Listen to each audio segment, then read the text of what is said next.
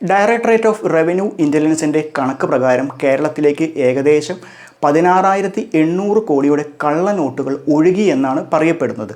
1990-ൻ്റെ ആദ്യം തുടങ്ങി 2000-ൻ്റെ അവസാനം വരെയുള്ള കാലഘട്ടത്തിലാണ് ഇത്രയും കള്ളനോട്ടുകൾ കേരളത്തിലേക്ക് വന്നു എന്ന് പറയപ്പെടുന്നത്. അതിൽ വെറും 1000 കോടിയുടെ കള്ളനോട്ട് മാത്രമാണ് വിവിധ അന്വേഷണ ഏജൻസികൾക്ക് കണ്ടെത്താനായത്. ബാക്കി വരുന്ന കള്ളനോട്ടുകളൊക്കെ കേരളത്തിൻ്റെ സാമ്പത്തിക വ്യവസ്ഥയിലേക്ക് ലയിച്ചു ചേർന്നു എന്നാണ്. അപ്പോൾ ഇന്നത്തെ വീഡിയോയിൽ നമ്മൾ നോക്കാൻ പോകുന്നത് കേരളത്തിലേക്ക് ഒഴുകിയ കോടികളുടെ കള്ളനോട്ടുകളെ പറ്റിയും അത് കേരളത്തിൻ്റെ സാമ്പത്തിക വ്യവസ്ഥയിൽ ഉണ്ടായ മാറ്റങ്ങളെയും പറ്റിയാണ്. ഞാൻ ഈ വീഡിയോയിൽ പറയുന്ന കാര്യങ്ങളൊക്കെ രണ്ട് രീതിയിലുള്ള ഇൻഫർമേഷനെ ബേസ് ചെയ്തിട്ടാണ് പറയുന്നത്. അപ്പോൾ അതിൽ ഒന്നാമത്തേതെന്ന് പറയുന്നത് ഈ പറയുന്ന കാലഘട്ടത്തിൽ 2000-ൻ്റെ തുടക്കം തൊട്ട് 2000-ൻ്റെ അവസാനം വരെ പല നാഷണൽ മീഡിയസിലും അതുപോലെ തന്നെ കേരളത്തിലെ പല മീഡിയസിലും വന്ന റിപ്പോർട്ടിനെ ബേസ് ചെയ്ത്.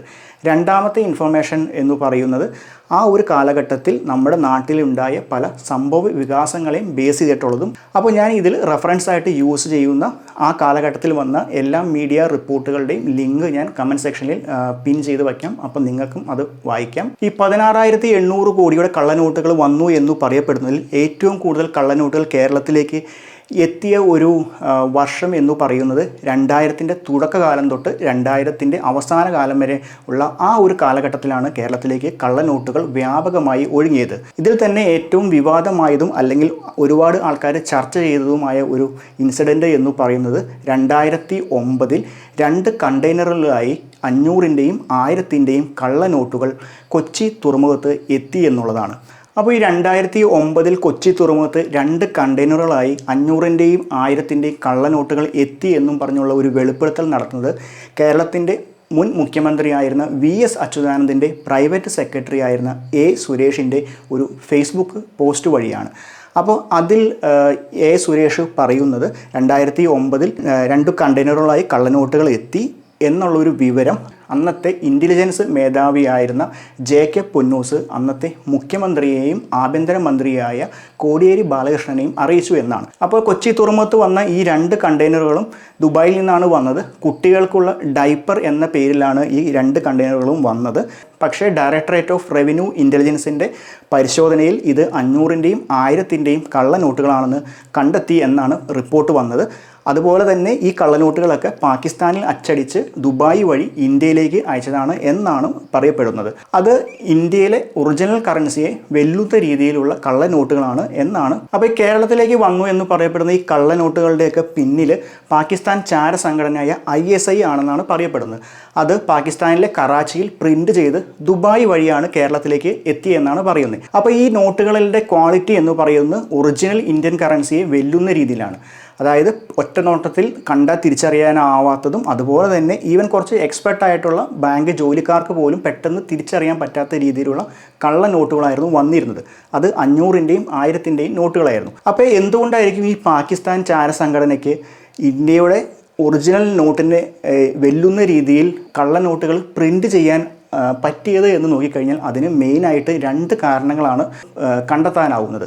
ഒന്നാമത്തെ കാരണം എന്ന് പറയുന്നത് 2015-ന് മുമ്പ് വരെ ഉയർന്ന മൂല്യമുള്ള നോട്ടുകളായ 500-ഉം 1000-ൻ്റെയൊക്കെ പ്രിൻ്റ് ചെയ്യാൻ ആവശ്യമായ കടലാസ് RBI പർച്ചേസ് ചെയ്തു തന്നത് ഇന്ത്യക്ക് പുറത്തു നിന്നാണ്. പ്രത്യേകിച്ച് ജർമ്മനി, UK തുടങ്ങിയ രാജ്യങ്ങളിൽ നിന്നൊക്കെയാണ് മേടിച്ചുകൊണ്ടിരുന്നത്. അപ്പോൾ ആ ഒരു സെയിം സ്ഥലത്തു നിന്ന് തന്നെ പാകിസ്ഥാൻ ചാര സംഘടനയായ ISIക്കും ആ ഒരു സെയിം പേപ്പർ സോഴ്സ് ചെയ്യാൻ പറ്റി എന്നാണ്. അതാണ് ഒന്നാമത്തെ കാരണമായിട്ട് പറയപ്പെടുന്നത്. രണ്ടാമത്തെ ഒരു കാരണമായിട്ട് പറയപ്പെടുന്നത് 1998-99 കാലഘട്ടത്തിൽ RBI ഇന്ത്യൻ കറൻസികൾ ഇന്ത്യക്ക് പുറത്ത് പ്രിൻ്റ് ചെയ്തു. എന്താണെന്ന് വെച്ച് കഴിഞ്ഞാൽ ആ ഒരു ടൈമിൽ ഇന്ത്യയിൽ നോട്ടുകളുടെ ഡിമാൻഡ് കൂടി. അപ്പോൾ RBIയുടെ പ്രിൻറ്റിംഗ് പ്രസ്സിൽ അത്രയും ഡിമാൻഡ് മീറ്റ് ചെയ്യാൻ പറ്റില്ലായിരുന്നു. അതുകൊണ്ട് ഒരു വർഷത്തേക്ക് ആ ഒരു വർഷം മാത്രം ഏകദേശം 1 ലക്ഷം കോടിയുടെ ഇന്ത്യൻ കറൻസികൾ ഇന്ത്യക്ക് പുറത്ത് ഉൽപ്പാദിപ്പിക്കപ്പെട്ടു എന്നാണ് പറയപ്പെടുന്നത്. അപ്പോൾ ഈ 2 സോഴ്സുകളിൽ നിന്നുമായിരിക്കാം ഈ പാകിസ്ഥാൻ ചാര സംഘടനയായ ISIക്ക് ഇന്ത്യൻ നോട്ടിൻ്റെ ഏകദേശം ഒറിജിനലിനെ വെല്ലുന്ന രീതിയിലുള്ള കള്ളനോട്ട് നിർമ്മിക്കാൻ ആവശ്യമായ ടെക്നോളജീസും പേപ്പേഴ്സൊക്കെ കിട്ടിയത് എന്നാണ്. അപ്പോൾ ഇന്ത്യയിലേക്ക് കള്ളനോട്ടുകൾ ഒഴുക്കുന്നത് വഴി പാകിസ്ഥാൻ ചാര സംഘടനയായ ISI എന്താണ് ലക്ഷ്യമാക്കിക്കൊണ്ട് ഇരുന്നത് എന്ന് നോക്കിക്കഴിഞ്ഞാൽ കള്ളനോട്ടുകൾ ഇന്ത്യയിലേക്ക് ഒഴുക്കി ഇന്ത്യയെ സാമ്പത്തികമായി തകർക്കുക എന്നുള്ളതാണ് അവരുടെ ലക്ഷ്യം. ഇന്ത്യയിൽ സാമ്പത്തിക അരക്ഷിതാവസ്ഥ ഉണ്ടാക്കുക, ഇന്ത്യയിൽ വിലക്കയറ്റം ഉണ്ടാകുക, അതുപോലെ തന്നെ സാധാരണ ജനങ്ങൾക്ക് ഇന്ത്യൻ കറൻസിയിലുള്ള വിശ്വാസം നഷ്ടപ്പെടുത്തുക. അതുപോലെ തന്നെ ഇന്ത്യയിൽ കള്ളനോട്ടുകൾ ഒരുപാട് ആയി ഇവിടെ സാമ്പത്തിക അരക്ഷിതാവസ്ഥ ഉണ്ടാവുകയാണെങ്കിൽ പുറം രാജ്യങ്ങൾക്കൊക്കെ ഇന്ത്യയിൽ മേലുള്ള വിശ്വാസം കുറയും. അതുവഴി ഇന്ത്യയിലേക്കുള്ള ഇൻവെസ്റ്റ്മെൻറ്റുകളും അതുപോലെ തന്നെ ഇന്ത്യയുമായിട്ടുള്ള ബിസിനസ് ഇടപാടുകളൊക്കെ പുറം രാജ്യങ്ങളൊക്കെ കുറയ്ക്കും. അപ്പോൾ ആ ഒരു ലക്ഷ്യത്തെ ഇന്ത്യയിലെ സാമ്പത്തികമായി തകർക്കുക, അതുവഴി ഇന്ത്യയെ നശിപ്പിക്കുക എന്നുള്ള ഒരു ഉദ്ദേശത്തോടു കൂടിയാണ് പാകിസ്ഥാൻ ചാര സംഘടന ഇന്ത്യയിലേക്ക് കള്ളനോട്ടുകൾ ഒഴുക്കിയത്. അപ്പോൾ ഇതിനൊരു എക്സാമ്പിളായിട്ട് പറയുകയാണെങ്കിൽ ഇപ്പോൾ ഇവിടെ ഇന്ത്യയിൽ ഒരുപാട് ആൾക്കാരുടെ കയ്യിലേക്ക് കള്ളനോട്ട് എത്തിക്കഴിഞ്ഞ് കഴിഞ്ഞാൽ ഒരു സാധാരണ ഒരു പണിയെടുത്ത് ജീവിക്കുന്ന ഒരാൾക്ക് ഇന്ത്യൻ കറൻസിയിലുള്ള വിശ്വാസം നഷ്ടപ്പെടും. കാരണം എന്താണെന്ന് വെച്ച് കഴിഞ്ഞാൽ ഇപ്പോൾ ഒരാൾ പണിയെടുത്തിട്ട് അയാൾക്ക് ഒരു 1000 രൂപ കിട്ടി. അപ്പോൾ അയാൾ നോക്കുമ്പോൾ ഒരു പണിയെടുക്കാതെ കുറേ ആൾക്കാർക്ക് ഇയാൾക്ക് കിട്ടിയ ഈ 1000 രൂപയുടെ അതേ രൂപത്തിലുള്ള കുറേ നോട്ട് കെട്ടുകൾ വേറെ കുറച്ച് ആൾക്കാർക്ക് വെറുതെ കിട്ടുകയാണ്. അപ്പോൾ അയാൾ വിചാരിക്കും ഞാൻ ഇത്രയും പണിയെടുത്തിട്ട് എനിക്ക് ഈ 1000ൻ്റെ നോട്ട് കിട്ടി, അതിനൊരു വിലയില്ലല്ലോ, ഈ 1000ൻ്റെ നോട്ട് കെട്ടുകൾ വേറെ പല ആൾക്കാർക്കും വെറുതെ കിട്ടുന്നതാണ്. അങ്ങനെ ഒരു തോന്നൽ വന്നു കഴിഞ്ഞാൽ ഇന്ത്യൻ സമ്പദ് വ്യവസ്ഥയിലുള്ള വിശ്വാസം നഷ്ടപ്പെടും. അതുപോലെ തന്നെ സാധാരണ ആൾക്കാർക്ക് ഇന്ത്യൻ കറൻസിയിലുള്ള വിശ്വാസവും നഷ്ടപ്പെടും. അത് ചിലപ്പോൾ ഒരു സിവിൽ വാറിലേക്കും നയിക്കും. അപ്പോൾ കേരളത്തിലേക്ക് ഒഴുകി എന്ന് പറയുന്ന കള്ളനോട്ടുകളൊക്കെ കേരളത്തിൻ്റെ സാമ്പത്തിക അവസ്ഥയിൽ എന്ത് മാറ്റമാണ് ഉണ്ടാക്കി എന്നുള്ളതിന് ആ ഒരു കാലഘട്ടത്തിൽ നമ്മുടെ നാട്ടിലുണ്ടായ കുറച്ച് സംഭവ വികാസങ്ങളെ പറ്റി പറയാം. അപ്പോൾ ഞാനിതിന് റെഫറൻസ് ആയിട്ട് എടുക്കുന്നത് എറണാകുളം ജില്ലയാണ്. അപ്പോൾ ഇതിൻ്റെ കള്ളനോട്ടിൻ്റെ ഭൂരിഭാഗം വന്നു എന്ന് പറയുന്നത് കൊച്ചി തുറമുഖം വഴിയാണ്. അപ്പോൾ ഞാൻ എറണാകുളം ജില്ലയിൽ താമസിക്കുന്ന ആളാണ്. എൻ്റെ വീട് കൊച്ചി സിറ്റിയിൽ നിന്ന് ഏകദേശം 25 കിലോമീറ്റർ അപ്പുറയാണ്. അപ്പോൾ ഞങ്ങളുടെ ഏരിയയിലൊന്നും സ്ഥലത്തിന് അധികം വിലയൊന്നും ഉണ്ടായില്ല. ഏകദേശം 10,000-15,000 രൂപയൊക്കെയാണ് സ്ഥലത്തിന് ഒരു സെൻറ്റിന് വിലയുണ്ടായുള്ളൂ. അത് റോഡ് സൈഡിലേക്ക് പോയി കഴിഞ്ഞാൽ മാക്സിമം ഒരു 20,000-25,000 വരെയൊക്കെയാണ് വിലയുണ്ടായിരുന്നുള്ളൂ. അപ്പോൾ ആ ഒരു ടൈമിൽ ഞങ്ങളുടെ ഏരിയയിലൊന്നും അങ്ങനെ വലിയ സ്ഥലക്കച്ചവടം കാര്യങ്ങളൊന്നും നടക്കാറുമില്ല. പക്ഷേ പെട്ടെന്നൊരു സുപ്രഭാതത്തിൽ നാട്ടിൽ കുറേ സ്ഥലക്കച്ചവടക്കാർ പൊട്ടിമുളയ്ക്കുന്നു. അവർ സ്ഥലം കൊടുക്കാനുണ്ടോ എന്ന് ചോദിച്ച് നടക്കുന്നു. അപ്പോൾ സ്വാഭാവികമായിട്ടും അന്ന് ഈ സെൻറ്റിന് 10,000-15,000 വിലയുണ്ടായിരുന്നപ്പോൾ പല ആൾക്കാരും സ്ഥലം വിൽക്കാനുള്ള ഒരു മൈൻഡ് ഉണ്ടായിരുന്നു കാണില്ല. അവർക്ക് അങ്ങനെ ഒരു ആലോചന പോലും ഉണ്ടായിരുന്നു കാണില്ല. പക്ഷേ എന്താണെന്ന് വെച്ച് കഴിഞ്ഞാൽ ഈ പെട്ടെന്ന് മുളച്ച ഈ സ്ഥല കച്ചവടക്കാർ വന്ന് ചോദിക്കുന്നു, സ്ഥലം കൊടുക്കുന്നുണ്ടോ എന്ന് ചോദിക്കുന്നു. അപ്പോൾ ആ സ്ഥലത്തിൻ്റെ ഉടമ പറയുന്നു, ഇല്ല സ്ഥലം ഞാൻ കൊടുക്കുന്നില്ല, ഇപ്പം അങ്ങനെ സ്ഥലം വിറ്റിട്ട് പ്രത്യേകിച്ച് ആവശ്യമൊന്നുമില്ല, അങ്ങനെ ആലോചിക്കണില്ല എന്ന് പറയും. അപ്പോൾ ഈ കച്ചവടക്കാരൻ പറയുന്നു, സെൻറ്റിന് 1,00,000 രൂപ വെച്ച് തരാം, സ്ഥലം കൊടുക്കണ്ടോ എന്ന് ചോദിക്കുന്നു. അപ്പോൾ ഇത് കേൾക്കുമ്പോൾ ഈ ആളൊന്ന് ഞെട്ടുന്നു. കാരണം എന്താണെന്ന് വെച്ച് കഴിഞ്ഞാൽ അവിടെ സെൻറ്റിന് മാക്സിമം ഒരു 10,000-15,000 രൂപയ്ക്കാണ് കിട്ടാൻ സാധ്യതയുള്ളൂ. ആ ഒരു സ്ഥലത്താണ് ഒറ്റയടിക്ക് വന്നിട്ട് 1,00,000 രൂപ വെച്ച് സെൻറ്റിന് തരാം, കൊടുക്കണ്ടോ എന്ന് ചോദിക്കണേ.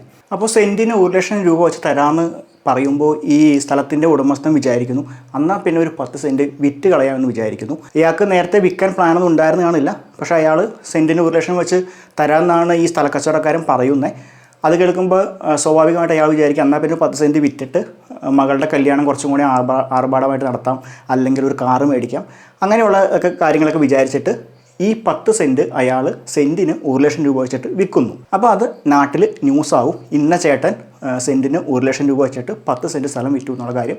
അപ്പോൾ ഇത് കേൾക്കുമ്പോൾ തന്നെ അടുത്ത ആ പ്രദേശങ്ങളിലുള്ള വേറെ പല ആൾക്കാരും സ്ഥലം വിൽക്കാനായിട്ട് നോക്കും. അപ്പോൾ ഈ ഒരു സ്ഥലക്കച്ചവടം നടക്കുന്നതിന് മുമ്പ് ആ ഒരു പ്രദേശത്ത് സ്ഥലത്തിൻ്റെ വില സെൻറ്റിന് 10,000 രൂപ ആയിരുന്നെങ്കിൽ ഈ സ്ഥലക്കച്ചവടത്തിന് ശേഷം ആ ഒരു പ്രദേശം മൊത്തം സെൻറ്റിന് 1,00,000 രൂപയോ അതിന് മുകളിലേക്കോ ആകുന്നു. അപ്പോൾ സ്വാഭാവികമായിട്ടും അടുത്തതായിട്ട് സ്ഥലം വിൽക്കാൻ നോക്കുന്ന ആളുകൾ, ആ ഒരു പ്രദേശത്തുള്ള ആൾക്കാർ സെൻറ്റിന് 1,400 അല്ലെങ്കിൽ 1,50,000 രൂപ വെച്ച് ചോദിക്കും. അപ്പോൾ അതും മേടിക്കാനായിട്ട് ആളുണ്ടാവും. അപ്പോൾ അങ്ങനെ ചിലപ്പോൾ അടുത്തൊരു സ്ഥല കച്ചവടം നടക്കുന്നത് ആ ഒരു പ്രദേശത്തെ സെൻറ്റിന് 1,400,000 രൂപ വെച്ചായിരിക്കും. അങ്ങനെ ഒരു കൊല്ലം കൊണ്ട് ആ പ്രദേശത്തിൻ്റെ സ്ഥലത്തിൻ്റെ വില ഫുള്ളായിട്ട് കയറും. അങ്ങനെ പല സ്ഥലത്തിൻ്റെയും വില 2 ലക്ഷം 3 ലക്ഷത്തിലേക്കൊക്കെ എത്തിയിട്ടുണ്ട്. അപ്പോൾ ഇതിൻ്റെ ഒരു പീക്കായിട്ട് നിന്നേരുന്നത്, ഈ സ്ഥല കച്ചവടത്തിൻ്റെയും പെട്ടെന്ന് സ്ഥലത്തിൻ്റെ വില കൂടുന്നതിൻ്റെയൊക്കെ ഒരു പീക്കായിട്ട് നിന്നേരുന്ന വർഷം എന്ന് പറയുന്നത് 2004-നും 2006-നും ഇടയിലാണ്. ഏകദേശം ആ ഒരു 3 വർഷ കാലയളവിലാണ് എറണാകുളം ജില്ലയിൽ ഏറ്റവും കൂടുതൽ സ്ഥലക്കച്ചവടം നടന്നും പെട്ടെന്ന് സ്ഥലത്തിൻ്റെ വില കൂടിയതും. അപ്പോൾ ഈ ഒരു കാലയളവിൽ സ്ഥലത്തിന് 10 മടങ്ങും 20 മടങ്ങൊക്കെ കൂടാനുള്ള ഒരു കാരണം എന്താണെന്ന് നോക്കിക്കഴിഞ്ഞാൽ അതിൻ്റെ മെയിൻ കാരണം ഈ ഒരു കാലയളവിൽ കേരളത്തിലേക്ക് ഒഴുകി എന്ന് പറയപ്പെടുന്ന കള്ളനോട്ടുകളാണ്. അപ്പോൾ അത് ആ ഒരു കാലഘട്ടത്തിലൊക്കെ ഈ എറണാകുളം ജില്ലയിലൊക്കെ പ്രത്യേകിച്ച് അറിയപ്പെട്ടുകൊണ്ടിരുന്നത് കണ്ടെയ്നറിൽ വന്ന പണം എന്നാണ് അറിയപ്പെട്ടുകൊണ്ടിരുന്നത്. അപ്പോൾ അത് ആ ഒരു ടൈമിൽ നാട്ടിലേക്ക് ഒരു കോമൺ സംസാരമായിരുന്നു. ആ ഒരു സമയത്ത് നാട്ടിൽ ഏത് മുക്കിലും മൂലയിലും ചായക്കടയിലും എല്ലായിടത്തും ഉണ്ടായിരുന്ന ഒരു സംസാരമാണ് കണ്ടെയ്നറിൽ പണം വന്നിട്ടുണ്ട്, ഒരുപാട് ആൾക്കാർക്ക് കണ്ടെയ്നർ പണം കിട്ടിയിട്ടുണ്ടെന്ന്. ഇത്തരത്തിൽ പെട്ടെന്ന് 2-3 മാസം കൊണ്ട് പുതിയ ബിസിനസ്സുകളൊന്നും സ്റ്റാർട്ട് ചെയ്യാതെ തന്നെ പണക്കാരായ ആൾക്കാർ എറണാകുളം ജില്ലയിൽ ഒരുപാട് ഉണ്ടായിരുന്നു ആ ഒരു കാലഘട്ടത്തിൽ. അപ്പോൾ അങ്ങനെയുള്ള ആൾക്കാരൊക്കെ നാട്ടിൽ അറിയപ്പെട്ടുകൊണ്ടിരുന്നത് തന്നെ കണ്ടെയ്നർ വന്ന് പണം കിട്ടിയ ആൾക്കാർ എന്നായിരുന്നു. അപ്പോൾ ഈ ഒരു വിലക്കയറ്റത്തിന് കുറച്ച് ഒന്ന് ബ്രേക്ക് ഇടുന്നത് 2006 VS അച്യുതാനന്ദൻ മുഖ്യമന്ത്രിയായി വന്നതിന് ശേഷമാണ്. VS അച്യുതാനന്ദൻ ഇതിന് നിയന്ത്രിക്കാനായിട്ട് പല പുതിയ നിയമങ്ങളും കൊണ്ടുവന്നു. അതിനുശേഷമാണ് ഇതിന് ഒന്ന് സ്ലോ ആയത്. പക്ഷേ അപ്പോഴത്തേക്കും സ്ഥലത്തിൻ്റെ വിലയെല്ലാം നമ്മളുടെ കയ്യിൽ നിന്ന് പോയിരുന്നു. ഒരു സാധാരണക്കാരന് അത് അഫോർഡ് ചെയ്യാൻ പറ്റാത്ത രീതിയിലേക്ക് വില കയറിപ്പോയിരുന്നു. അപ്പോൾ ഈ ഒരു കാലയളവ് എടുത്തു കഴിഞ്ഞാൽ പല കേന്ദ്ര ഏജൻസികളും നമ്മുടെ സംസ്ഥാന ഗവൺമെൻറ്റിനും അതുപോലെ പോലീസ് ഉദ്യോഗസ്ഥർക്കൊക്കെ ഇതുപോലെ കള്ളനോട്ടുകൾ കേരളത്തിലേക്ക് ഒഴുകുന്നുണ്ട് എന്ന് പറഞ്ഞുള്ള പല രഹസ്യ റിപ്പോർട്ടുകളും കൊടുത്തതായിട്ട് ആ ഒരു കാലയളവിൽ മീഡിയാസിലൊക്കെ റിപ്പോർട്ട് വന്നിട്ടുണ്ട്. അതുപോലെ തന്നെ ഇതുമായി ബന്ധപ്പെട്ട് NIA അന്വേഷിക്കുന്ന ഒരു ആൾ എന്ന് പറയുന്നത് കാസർഗോഡ് സ്വദേശിയായ ഹാജി അബ്ദുൾ റഹ്മാനാണ്. ഈ പറയുന്ന ആൾ ഗൾഫ് രാജ്യങ്ങളിൽ എവിടെയോ ഒളിവിലാണ് കുറേ വർഷങ്ങളായിട്ട്. ഈ പറയുന്ന ആളാണ് ഗൾഫിലൊക്കെ ഇരുന്ന് പാകിസ്ഥാനുമായിട്ട് ബന്ധമുണ്ടാക്കി അവിടെ നിന്ന് കള്ളനോട്ടുകൾ കേരളത്തിലേക്ക് ഒഴുക്കുന്നത് എന്നാണ് NIA സംശയിക്കുന്നത്.